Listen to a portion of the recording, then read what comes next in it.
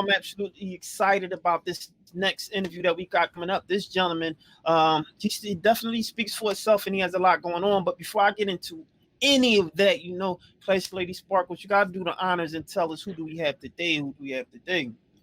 My pleasure. I am proud to introduce Mr. Antoine Stroman. He was born and raised in Philadelphia. Antoine Stroman considers himself a native son, a believer first. Stroman strives to center all of his work around the gospel of Jesus Christ. He's a writer, a poet, an author, and an educator. Stroman looks to invest and inspire those that look like him and hail from similar backgrounds. Stroman can be found educating high school students and working on writing projects and doing work at his church. Let's give a warm welcome for Mr. Stroman. Mr. Stroman, how are you today? How are you? I'm good. How you guys doing? Fantastic. Yes, we're better now that we have you on the show because, this is one of my favorite segments. And so I know the ladies have a lot of questions for you today.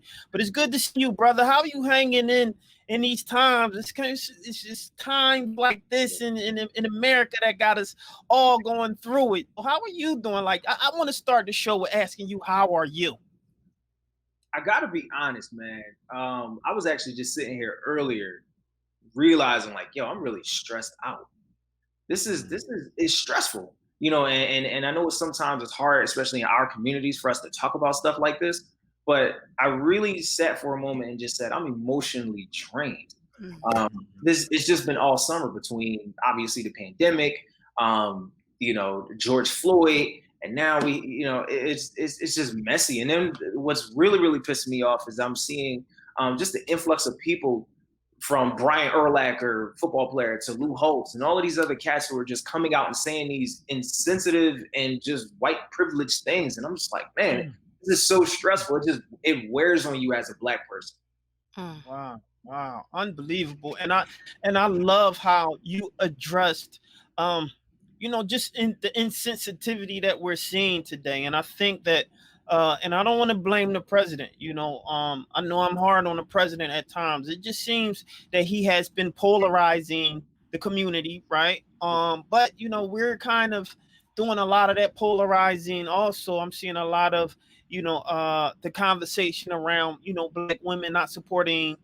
Black men not supporting their Black women, and I'm seeing a lot of Black men a little frustrated, saying that the world is against them, and I'm just seeing a lot of conversation based around resentment around so many different topics and issues. What is your take on a lot of this as it relates to you as being a Black man? Well, I would say this. Well, let me first just address that first piece that you mentioned. Like, I think that there's truth to all of this, honestly. Like, it really is. And I look at it like this: just like back in 2008 and 2012, we saw some of the highest voter turnouts for African Americans, for young people. That's because the type of person that was running was the type of person that would draw that out. We're seeing the same thing in reference to with Trump, in my opinion. The type of people, like the type of vibe that he's giving off to this country, it's bringing out a certain type of person. And this is why we're seeing an influx of the things that we're seeing. So, in terms of our particular community, I know for me personally, it's a bunch of narratives out there, given, some of the things we're saying, yeah, that's that, but there are tons of narratives out there. I know for me and my wife, one of the things we do is really look to support Black businesses as much as we possibly can. We're very deliberate, and we've been that way. And I think now we're just seeing it's needed much more than ever. All right. Fantastic, man. And so I want to get into pretty much why you're here. And I appreciate that conversation because, I think oftentimes we don't tend to see eye to eye. When I say we, I'm saying the community, right? And because of that, I don't think we are able to talk a lot of stuff out, and so we resort to that finger pointing. Yeah. Right. And you mentioned your wife, which I believe it should be a family dynamic that's out there. In addition to us calling each other family, and this is my sister and this is my brother, and I'm not seeing that anymore. right? And I'm not seeing people placing importance on that. And so, how do you see that, and how do you believe that we can get back into, that mentality of, we Black and we community and we standing strong? How can we do that? Well, this might sound crazy, but I feel like the things that are happening right now have to happen in order for that to take place. You think about the 60s and the 70s, when I feel like at those times during the Black Power, Black Arts era, we were the most united. That was probably the most united African Americans were. Civil rights movement, the whole nine. And what did we all have in common? We were being abused by the police officers. We didn't have rights. We were fighting for every little thing we had. We're still trying to erase the stigma of slavery and all of these other things. And I feel like what's happening now, the fact that I saw a meme on social media that I thought was really interesting. My wife actually showed it to me. She said that is it Black owned is the new who all over there. And you know how you get who all over there. Somebody invites you to the party, who all over there. Now that's the Black owned, and I think this is where we got to start by supporting and putting dollars, keeping dollars back in our communities. I'm seeing an influx of people, not just writing books and doing different things, but starting businesses. We have to be deliberate in going there. We can't just say, "Oh, I'm going there one time," showing on social media, "Hey, look, I was there." No, we have to continually do that. We have to keep that mindset first, because in order for us to come together, it has to be on every spectrum. It has to be economically, it has to be socially. I believe to an extent it has to be academically in terms of education and things like that. I know that's right. Wow. So the same way that the Black community has to support the Black community now in these times, what I'm seeing now when it comes to the Christians is that there's also a divide there. Yep. Especially with I had a chance to watch the RNC and just how strategic the Trump administration was with putting up the nun, for the Catholic religion. And there was another woman that spoke, I believe. I'm not completely sure. I don't remember offhand, but I think she was evangelical. So what are your thoughts about that? Like the divide that is caused within Christianity? I think, and this is crazy, but I feel like some white Christians actually believe that heaven is going to be segregated, which is foolish. I also think that many of them, again, they subscribe so much to tradition that they don't stick to what the faith actually says. Because in reality, we're all equal. I don't care where you were raised. If you're a Christian, you should believe that. That should be your thought. So white, Black, that shouldn't be a thing, right? We should see each other equally. And the fact that you're seeing this stuff in different pockets and different. I remember I was reading something about a Christian group actually supporting the Kid Rittenhouse, and I'm just like, that's because they subscribe to traditionalism, right? They believe that this is tradition, and they mask patriotism. Well, really, it's racism, but they call it patriotism, right? It's a way to say, this is the way that things were. Well, the way things were wrong. The way things were racist, and it was built upon white supremacy and I think Go out. I hope not. Yeah, he's frozen. Yeah, I'm sorry. Antoine, you froze up on us for a little bit. Oh, are we good? We back? Yes, you're back. Yeah, You're back. Sorry if I'm talking too much. Good points that you made. And you also spoke about like education, and a lot of hatred starts from education. It starts either from the household or whatever, some type of educational. But speaking about the pandemic with education, what are your thoughts as an educator that you can help parents now that are virtually teaching their children in another entirely different form of receiving information? What's your thoughts on that? First thing I want to say to parents is, now y'all see what we talking about. Tell y'all certain things. Nah, but for parents that are out there, I have first off, I have a 1-year-old, and I'm a high school teacher. So when it comes to working with him and what I do, what I've been doing, it's quite a gap. So I've been listening to a lot of ABC songs and all of this other stuff. I can probably sing every song from Moana. It's crazy, but the advice I would give to parents that are in this time is like, you guys, parents y'all have to be co-laborers with us right now. Y'all have to work with us. So I feel like it should have been that way in the first place, but I think this pandemic should have really amplified that. Y'all got to work with us because it takes a village to raise a child, and whether you like us or not, as a teacher, we're a part of the village, right? So we have to work together. We have to really work together to educate the kid and give them a holistic educational experience. It's not just about what they do in school. It's about what they're seeing at home. It's about what you're teaching them. It's about the financial principles, things that me as their teacher, I can't teach them, but that's the things that that parents have to do. So we just have to work together in this time. Do you think it's safe for kids to go back into the schools? Oh, that's a good question. No, right now, just because I don't think we have the handle on it that I would want us to have on it. And plus, too, I mean, one of the biggest problems with education, I hate to say it, but it's true, is overpopulation of these classrooms. We'll have classrooms that have 35 kids in it or what have you, and it's like you're asking one person to teach 35 people. What a lot of people don't see about teaching is that everybody learns differently. Well, I might have a class of 35 out of 35 kids. 7 of those kids might be able to sit and listen to me speak and be able, okay, I got it. Another 7 of them are probably sitting around like, I wish you played a video. Another 7 are probably like, I wish you gave us something to do. Another 7 are like, I'm just checked out because this flew over my head. So we have to cater to 35 different learning styles and 35 different personalities. And not just that, we're doing it when we're supposed to be 6 feet apart from each other. That's not feasible. It's not possible. One thing that I'm seeing a lot with our young people is that they are also like joining the front lines when it comes to the protests. And now you have like Dr. Martin Luther King's granddaughter who is speaking up and speaking out about, the Black Lives Matter and just empowerment is what I'm seeing.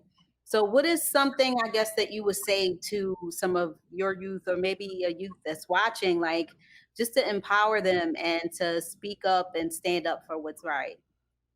So something that I'm a believer of is utilizing your platform. Whatever your platform is, use it. Some people are down on the front line. Some people are out in the trenches. Do that. Some people are writers. Some people are songwriters. Some people like to shoot videos. Some people are poets. Whatever your platform is, utilize it.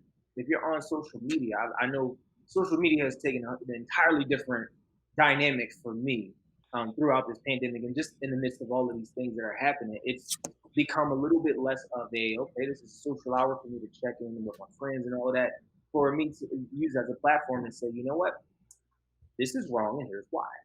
This is what's going on and here's why this needs to be fixed.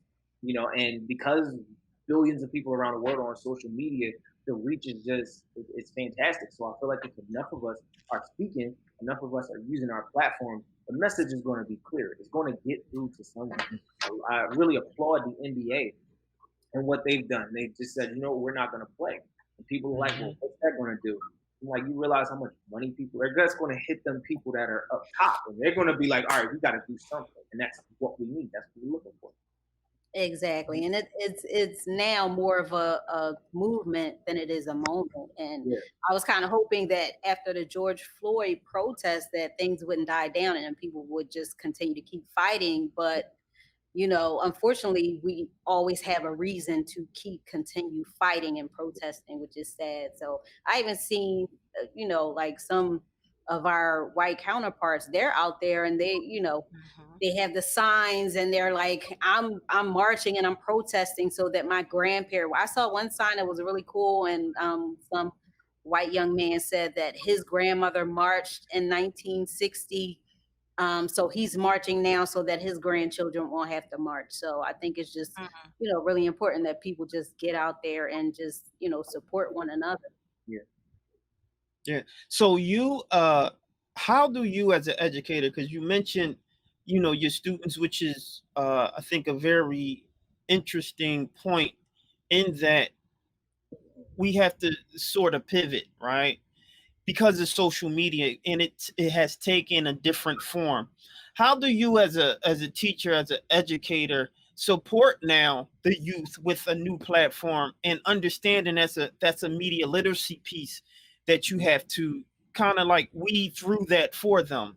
Yeah. What position do you take on it, and how do you assist and help with them? Well, like I was saying, I push it as it's a platform. We have to accept the fact that whether we like it or not, social media is a part of life. Technology, the technological boom, which is something different in the last 10 years, it's just a part of life. We just have to, as teachers, I feel like in with every, I guess you could say every leap in terms of whether it's technology, whatever the case may be, we have to be on that curve as well. We have to be there too. So for me, I call myself a student of the game. So whatever my kids are doing, I'm gonna get in a business. I'm gonna find out what are you guys doing. So possibly maybe like I can use this to get to you in some way. What are you listening to? I find out what my kids are listening to.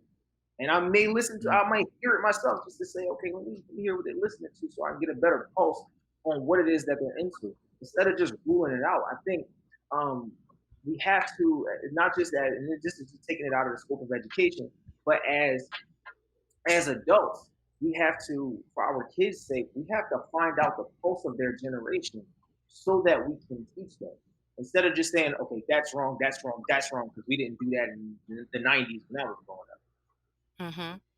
That's a Yeah, great point. given the violence that has been happening, I know in Philadelphia, there's a lot that has been happening in Philly as it relates to like deaths, shootings, violent crime. Have you had conversation with your students as it relates to how they are feeling mentally, and how they're processing a lot of the issues that's happening? I have, and matter of fact, I had a conversation with some students a couple of years ago. Never forget this, and they were just like, they didn't tell me, they didn't say these words, but I'm gonna just kind of paraphrase it. They basically said like, Right. this happens. I'm just like, yo, that's a crazy way to think. Like that death is like kind of become normalized. It's like young teenage death. It's like normalized to many of our kids. It's so unfortunate that we have to look. It's crazy. Like we have to look at 21 and 25 as like milestones, as opposed to like, hey, you're not even in the prime of your life yet. You Mm-hmm. know. And so for many of my kids, our conversations are centered upon the fact that they're just like, look, I'll be happy to get there. I'm gonna make plans to do whatever I do, but it is what it is for many of them. And that's another thing that I think we have to really reverse the mindset, because it goes back to, I think in a lot of ways it goes back to slavery. Many of the slave masters were like, yo, if I get these slaves' minds, I got them. And well, Mm. it's kind of the same way with white supremacist ideology and poverty and different things like gentrification, all of this stuff. If I can take their minds away, then I'm gonna get them. So we have to get into their minds as well. We have to get to them and say, yo, listen, this ain't normal, and you don't have to be a part of this. Mm. Wow.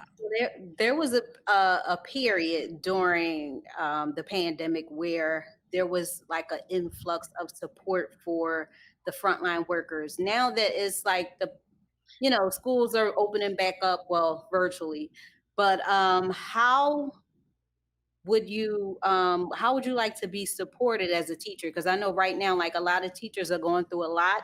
There was even one teacher, I can't remember, it might have been Florida, where she witnessed a child's mother being murdered while she was watching, the kids on the Zoom at her class.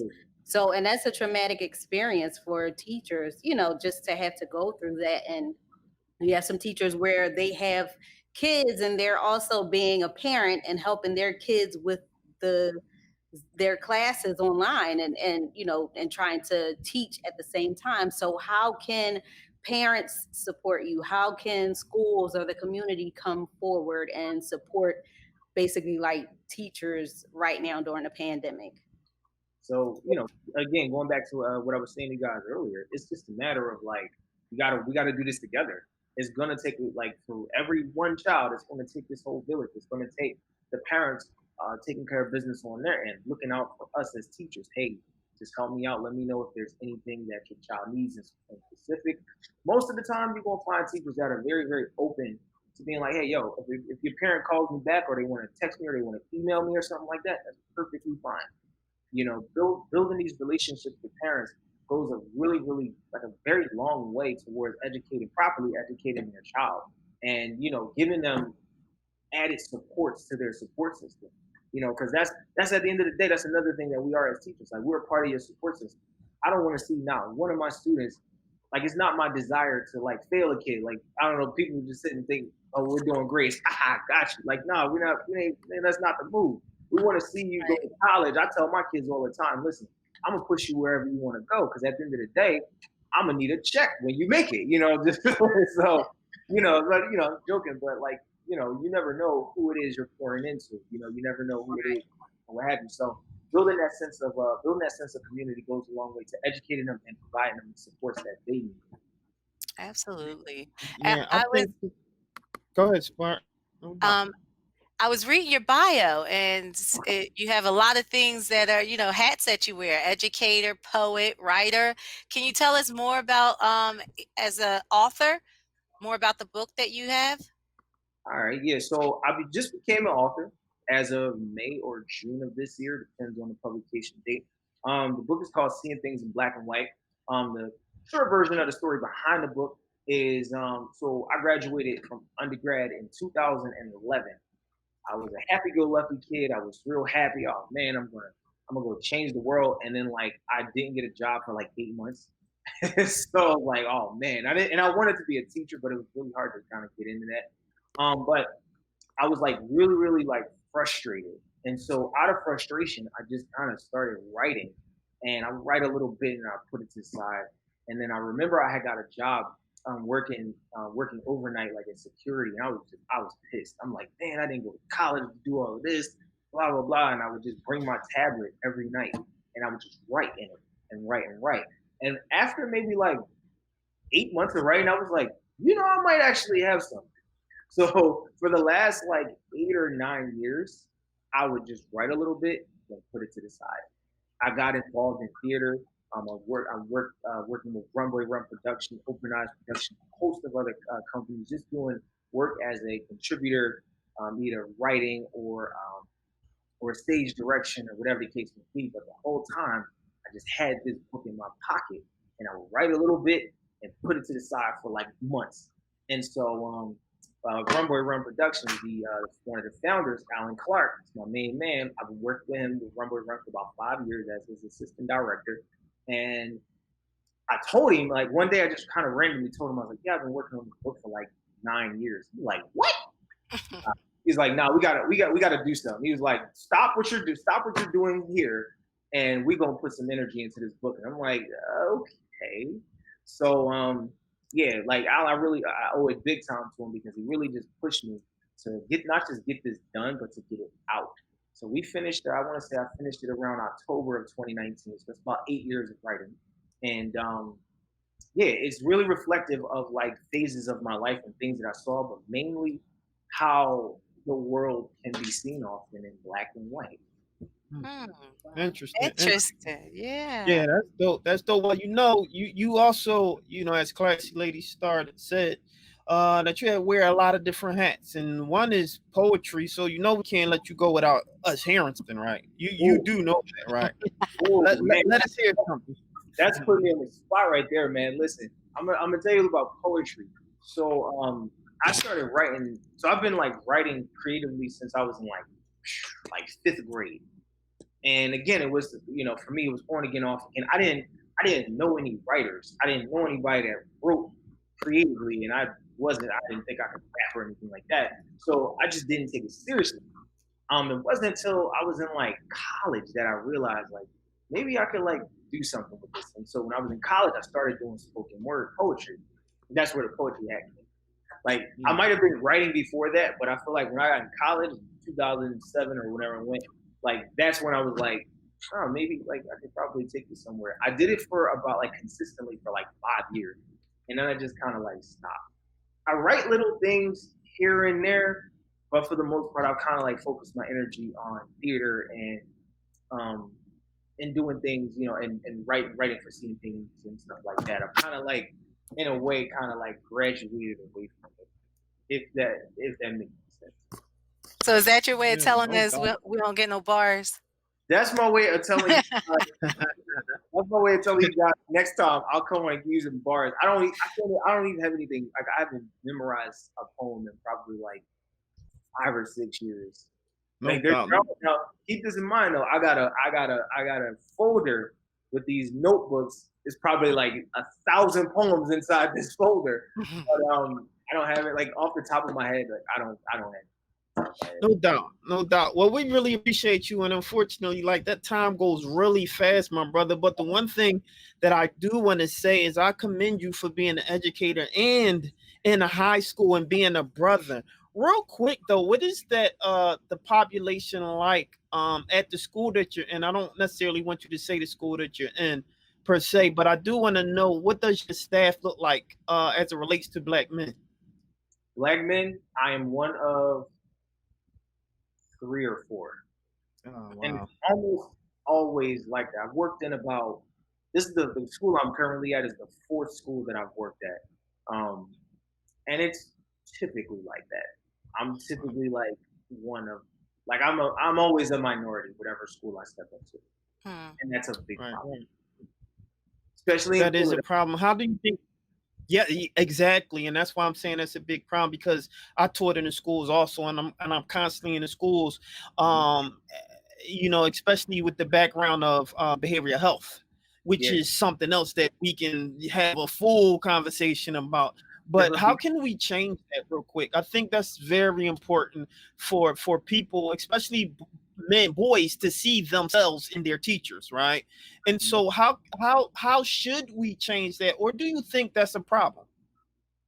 All right, so it's a problem, number one. And number 2, how do we change that? We just have to be present. That's the number one thing. You have to be present.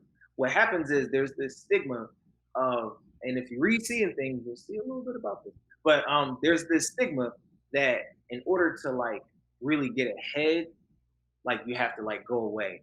Like there's something magical in the suburbs. There's something magical in Cheltenham and all of these other places. Not that I'm not throwing shots at them, it's not wrong.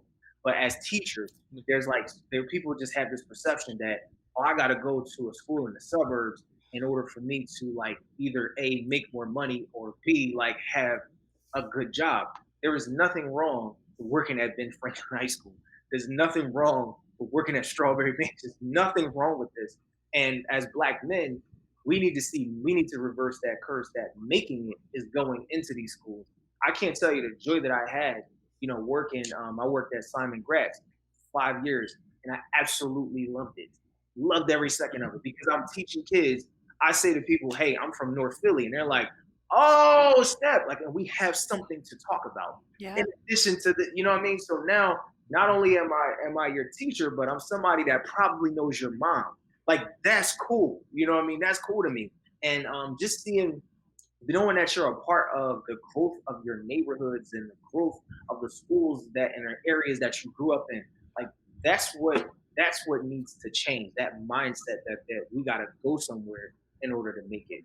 Making it is being back where you were, being back where you belong, serving your kids and your community. Wow. Fantastic. Well, thank you on behalf of all Black men, man. You know, I salute you and I appreciate you, because our boys need to see people who look like you, need to see themselves. And unfortunately, we're not in those schools for them to see. And so I salute you for doing that. And you keep doing, you know, fighting a good fight, because we need you. So thank you for that. But without further ado, you gotta let us know, how can everybody get in contact with you, all that good old stuff, brother. All right, well, contact me. Facebook, my name is Antoine K. D. Stroman, or Antoine K. Stroman. My name, it'll pop up.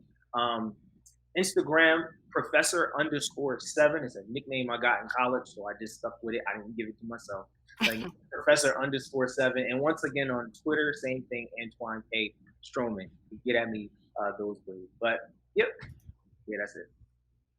No doubt. Well, thanks for coming to the show, my brother. Is there anything you want to tell the people who's watching you, some of the youngins? What would be your last word? My last word would be, most importantly, you have to trust God. Stand on something. Stand on something. Because if you, Malcolm X say, if you stand for nothing, you'll fall for everything. That's right. I know that's right. That well, with that said, there's nothing else left to be said. I'm your boy Charles Gregory with the beautiful Lauren Sizzle. And the beautiful Classy Lady Sparkle. And my brother Antoine Stroman. That's right. And we'll see you later. Holla at your boy early. All right. No doubt. Bye.